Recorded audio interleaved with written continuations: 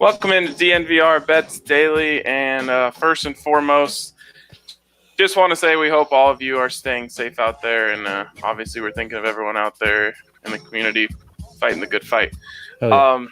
With that being said, I'm going to try and get into some fun talk here. Andre, talk a little bit about the weekend that was, some of the bets upcoming here, and really not to bury the lead or anything here, but your boy went 4-1 this weekend. How did you do it? You just bet on the top two cards in the UFC, and you got them right. Some nice value, too, because Burns was an upset. The other was even money. And then you just took care of business in the KBO, huh? Yeah, really close to a 5-1 weekend there. We had one push in the middle there on an over, which we've decided we're throwing pushes away. We're not going to track pushes. It just really just muddies the water. But we 2-1 on the KB overs, and then 2-0 on UFC, and UFC was some good stuff there. Not the best card we've seen so far, but still entertaining stuff. There's the records. 38 and 34 for me, 55 and 55. A whole lot of nickels out there for Andre. And Andre, you went 6-6 on the weekend, very on brand with your 55 and 55 record. That's right. Amazingly, 110 bets, only 2 pushes. Not that we're tracking pushes, but I think that's a bit of a statistical outlier and shows you how accurate these sports books are. It's pretty. It's like, pretty that's incredible. amazing, dude. Yeah. There's many times in a year where you just say, wow, how'd they do that one? Like, some team will be like a 37.5 point favorite and win by 38. And you're just like, how did they set that number there? Like, it just blows your mind sometimes. Okay. But really, you were better than 6-6 on your own personal card this weekend because you dove into the world of NASCAR. Well, as one does on a Sunday afternoon, sitting on 6-6, feeling bad about myself. No picks to be made on the KBO, who took an off night. And I was Zooming with my friends, as we do on these days. And, they were watching NASCAR, so I got on. And it was one of those where the race was momentarily suspended. I couldn't place a bet. But then as soon as they got back to it, I could place bets. And I said, give me some names of a plus 1,000 favorite. And one of them said Martin Turek. And then he said, no, I don't want you to bet on him because I actually want him to win and you'll bring me bad luck. And someone else suggested Jimmy Johnson, which was like a plus 2,000. I was like, well, this, Brad Keselowski is leading right now, right? I'll pick him. Easy bet. Plus like 1,200, something like that, For the winner guy winning the race, still that much juice? Well, this was lap 60 of 500. Okay. So him being in the lead meant very little. In fact, he kept losing spots on he keeps losing spots in the pits, which really upset me. And my buddies are making fun of me because he's rocking the Discount Tire as his main sponsor, which I spoke of glowingly, and they're saying, well, this is what you get from a discount store. They're losing ground in the pits, and they're telling me that I look like Brad Keselowski, which I'd like to address momentarily if we have this photo right here. I mean, okay, so seeing him with my face overlaid, I oddly see their points. Oh, dude, I swear.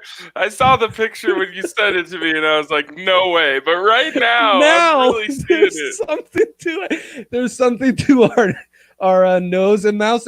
Okay, I retract what I was saying. I thought I was being targeted as purely a mouth breather, and if you see a lot of Keselowski photos, he's got a little mouth breather, Eli Manning style, where it's a lot of, his resting face is mouth opened, which I do a lot of, but I took a bit of an offense to this similarity that was being pointed out, but I got to retract that now that we see that maybe there's a point to it. So anyways, Brad Keselowski, he keeps losing spots in the pits, and it's getting rough on me. And, the little one wakes up from a nap, and I forget all about it, and we go and do some family stuff until I turn the TV back on to realize there's a replay, and I totally forgot to check my pick. And amazingly, my guy pulled it off. Check the video. But we got to check the video because how it happened is even more amazing. This is like 4 laps to go. This is the Bristol track, which is amazing. It's like 16 seconds per lap, which is why they do 500 laps. And we're starting right here. My guy is right there in the white car, 3rd place. He's fighting it out for 3rd place, let alone he's not even in the mix for the 1st and 2nd place. It's these guys clearly. They're neck and neck. They're getting aggressive with each other. They're bumping into one another. And here we have contact. And as they fight, boom, against the wall, and they're going to block the guy that was fighting my guy for 3rd place. So all of a sudden, Keselowski, everything opens up for him. He's got 2 laps to go. We're 30 seconds away from a massive W. So as you can imagine, this did wonders for my DraftKings Sportsbook account right now in balance. Wow. I'm so mad that you weren't watching because it would have been 10 times as cool as you were if you were. I am too. It was truly stupid of me to do that. But, I just got distracted. He kept losing spots. I was so upset that in like 100 laps, he'd gone from 1st to like 10th. I figured, I blew it. This is done. Wasted money. With all due respect, to each their own. I'm sure that someone who's a big NASCAR fan could explain to me the allure of NASCAR. Yeah. But I just can't imagine watching 497 laps for that one amazing bit of action there at the end that decided the race. Yeah, I mean, there's lots of action happening during the race, but yeah, I have a little trouble too. But I know people are really big into it. They love the crashes. They love all the excitement. I love the odds because, there's never anyone who's better than like plus 400. And then I might do this every week. I just click a plus 1,000 or over and throw a little cash at it and see if it lands big. And then all that money you made this weekend will just slowly get smaller. That's exactly right. Or I could do what you do, just pick on the main events in the UFC and some smart KBO, not get caught up in the Bundesliga that blew it for me again. I had a great upset, but I didn't go with the upset. I went with the tie. Well, I should have gone with the upset because the tie didn't happen, And Wolfsburg lets me down. And these smaller cage, the props I was going after didn't work. But we'll get into it, I guess. Go ahead. Air out your grievances. Well, the prelims were great, right? It was a smaller cage. We were really excited about it. And we saw a lot of finishes, lots of KOs, an impressive leg KO, which was like in top 10. One of the great, the first ever UFC women leg submission ever in the history of UFC women's.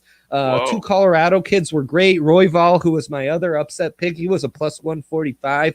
He did a great job getting the finish in kind of a messy, exciting fight. But then we get to the main card, and it started with our guy Spike Carlisle, the Alpha Ginger, who, and this felt like a repeat of 2 weeks ago with Walt Harris in the main card, because Spike Carlisle is lighting up Billy Quarantillo to start things off. Lighting him up. He's got him on the ground. But then once he's on the ground, Billy survived, extended this fight for another 2 rounds, and got the decision, a unanimous decision, which I thought was debatable, but that was probably correct. And that was my first loss there. And then, we got the main card. I thought those heavyweights with the smaller cage were really going to get to each other, really start to be aggressive. And one of them was going to force the issue so that a KO and a finish would happen. I ended up taking Sakai, but who won the split decision. I thought deserved, but yeah, we didn't get that KO. And then Gilbert Burns, what a phenomenal, 5 rounds he had of domination. Great pick at plus 150. So, again, NASCAR and these upsets, I'm doing okay. But the record doesn't look great because, there's another. He should have, and I'm so upset with Tyron Woodley, who went against Gilbert Burns. because Tyron Woodley 2 rounds in knew he wasn't winning that unless he knocked Burns out. Man, and that but was he played crazy. so defensive. I know. I honestly, his fight strategy was just bad. Like, if all you have is a right hook, and I was so glad that we bet against him, and we both knew it. Like, we both came into Friday's show being like, "Oh, Burns is the guy."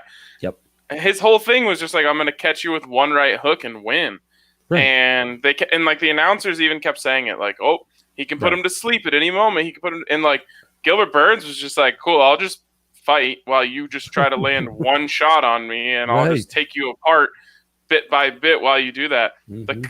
And even Gilbert, I felt like could have finished the fight much earlier. Yes. He missed an opportunity on that cut on the eye. I mean, just an absolute gash over the eye. And I said to you, I'm like, one, maybe 2 more hits to that eye, you open that thing up, this thing's over. He won't be able to see, and there it goes.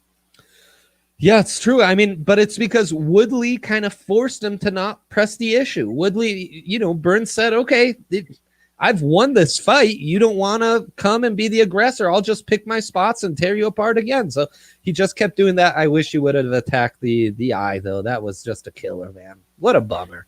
So, I mean, a couple more props, and I'm looking at a phenomenal weekend.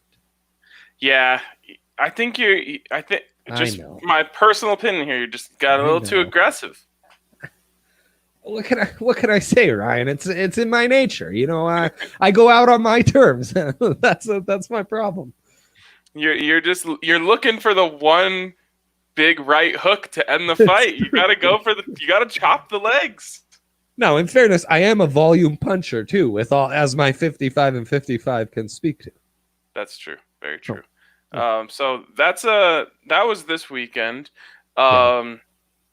KBO overs on Saturday night. We need to start giving out KBO overs on Saturday night, because we give out Friday picks. We usually just stay away from Saturday. Right. And it seems like every Saturday night there's a damn hit parade in the KBO. I can't explain. I mean, it must be the schedule, right? We must be catching a lot of 4th and 5th starters. This has to be more than just coincidence, or that we're unlucky to not pick on the one day that's guaranteed where all the overs hit. Maybe. I don't know, but we need to start. And of course, when we start doing it, it will go the other way around. And that's exactly right. Yes. What can you do? That's what happens. You get on the trend too late and you miss the boat. But speaking of the KBO, Andre, I wanted to point something out to you that I found to be egregious. Bro, they updated the KBO. I'm looking at this now. Oh my God! Please keep speaking. This is insane. What? Yes, KBO series futures. Now, it should be noted that there are only 3 good teams in the KBO. So true. Yes, and 2 of them are a cut above the rest. The third team, the Doosan Bears, is merely just hanging tight. Yeah. So, is that right? Getting some defending champ love too, I think. Yes. Okay. That's fair. So you would assume, based on the way that the Dinos and Twins are dominating the league, those would be the top 2 teams in terms of their odds to win the Korean series. You would think. Such is not the case. The Dinos, who are really dominating the league, are number 1, as I think anyone in the world would say. But second is the Kiwoom Heroes. Now, I know we looked at some analytics that said they were due for some good luck. Yeah. But that was like a week and a half ago, and it's still not coming. And as a Rockies fan, I know the whole, hey, we're due for some good luck thing, and it doesn't come until you're 25 games out of first place. Yeah, so true. Yep. So I don't have any faith in the Heroes. Okay, let's move on to the third one. This is the Doosan Bears. Now, they are how many games out of second place? Do you have the standings in front of you? Yeah, they're 13-8 versus 17-4. So I don't have the exact, but yeah, I mean, you're looking at 4 games. Yep. They're 4 games out of second place. 4 games out of second place. Out of first. Where are they? 2 out of second. Okay, they're 2 games out of second place. So they're in third. They're 2 games out of second place. They're plus 450. You might be thinking to yourself, how are we already the third team? We still haven't seen the LG Twins. Well, let's move on to the fourth team. The fourth team, the Lotte Giants at plus 750. Okay, the Twins have to be next. Oh no, the lowly SK Wyverns are in fifth. It's not like the Twins have been playing an unbalanced schedule. Every team plays the same teams. That's exactly right, yes. So the Twins are 6th out of 10 on this list when they're in second place, and you're getting 10 to 1 on them? Plus 1,000, 10 to 1 odds to win the Korean Series. Please give me something. They're one spot ahead of KT Wiz. That's unbelievable. I mean, the Wyverns being that high on there is just incredible. Like, I get they lost in the final last year, but got me there, Dre. Or we lose Dre. I've got you, brother. Can you hear me? I can't believe the Wyverns at 5-16 are getting that kind of odds, even though they were in the finals last year. It's incomprehensible. Yeah, I'm here. I don't. Oh, I'll restart.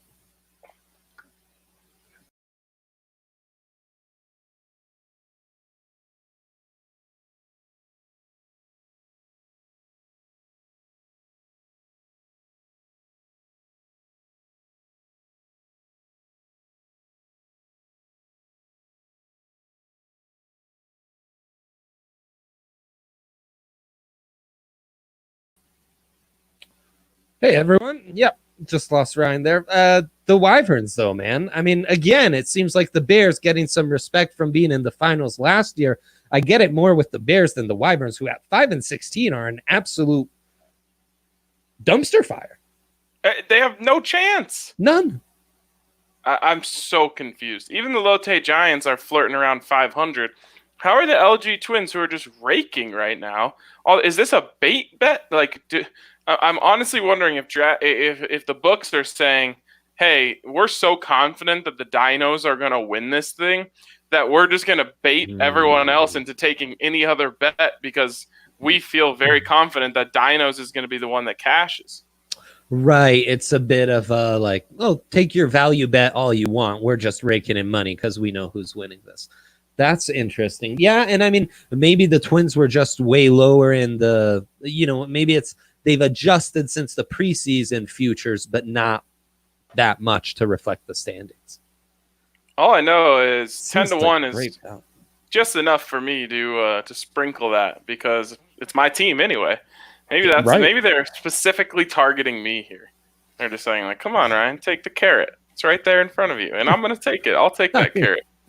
Maybe, man. I don't know. It seems quite tempting. I might have to sprinkle that as well. And you've been wondering how will we stay invested in the KBO once other sports start to come back. Well, there you go. We bet on some futures. And I'm just crossing my fingers, hoping that we get the Dinos Twins Korean Series because most of the people at DNVR are either a Dinos fan or a Twins fan. You are one of our lone Giants fans. Yeah, I mean, it doesn't seem like you hung on very tight to that. My heart belongs to the Giants. My mind belongs to the Dinos.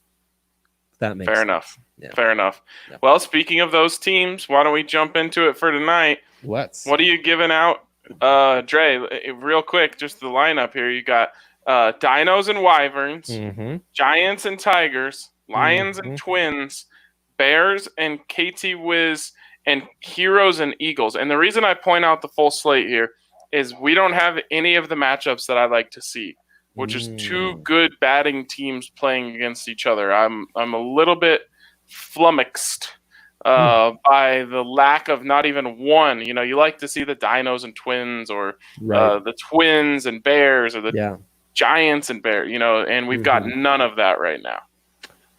And yet I feel like one of these games is so personal for me. I'm taking 2 wagers on it. And that's Wyverns Dinos. I had a rule last Friday. I was done betting on the Wyverns. I'm coming back. I got to hit these Wyverns hard and where it hurts. I'm taking the Dinos over 5.5, and I'm taking the over because this trash pitcher for the Wyverns has no business being on this field. The Dinos will blow them off This will be amazing. Also, the Diners pitcher not super great, so I think it'll work out, and the over will hit in general. So you want the team total and the total? Yes. Interesting. It's personal for me, Ryan. It's personal. Okay, well, I'll just tell you right now, I'm definitely getting in on Dinos over 5.5. I like that. It's good. You better bet on that now, though, because we've seen times before. You wait a couple hours, that's going to jump up to 6.5. Also, it's a decent value. Then we have Giants, Tigers. Love the over in that one. Nice matchup, bad pitchers. The beauty is the team with the better offense, the Giants, has the worst pitcher. So I think that'll raise all boats. Okay. And not that the Tigers pitcher's a phenom, but he's a little better. Heroes, Eagles, also like the over there. These are two teams we've shied away from in the past, but in the KBO where it's been high scoring as of late, I'm trusting that Heroes and Eagles can have a high scoring series.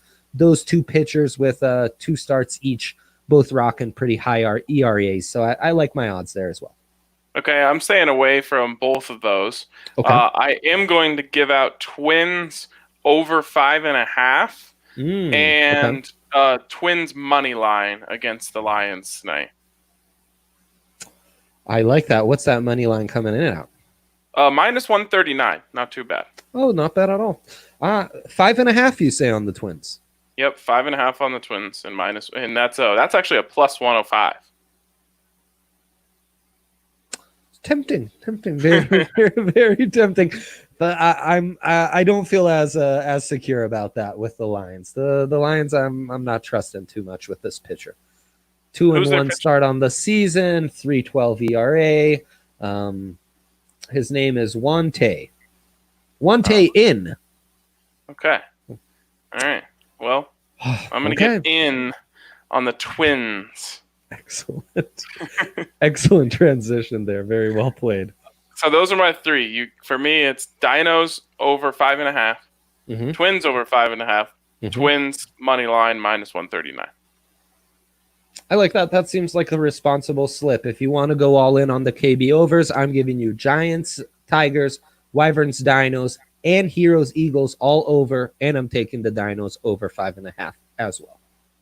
All right. Well, it's a short show, but I think that's going to wrap it up for us tonight. And again, I just want to reiterate: stay safe out there, Denver. We love you, and we really are hoping that everyone can stay safe out there tonight. So, with that being said, it's going to wrap it up for us today on DNVR Bets Daily. We will be back tomorrow.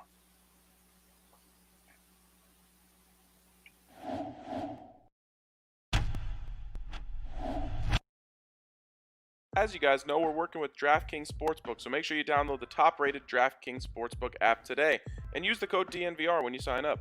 For a limited time, all new users can get a sign-up bonus up to $1,000 only at DraftKings Sportsbook. Must be 21 or older. Colorado only. Bonus comprised of a first deposit bonus and a first bet match, each up to $500. The deposit bonus requires a 25x playthrough and restrictions apply. See DraftKings.com/sportsbook for details. And of course, if you have a gambling problem, call 1-800-522-4700. As you guys know, we're working with DraftKings Sportsbook, so download their top-rated app now and use the code DNVR when you sign up. For a limited time, all new users can get a sign-up bonus up to $1,000. Must be 21 or older. Colorado only. Bonus comprised of a first deposit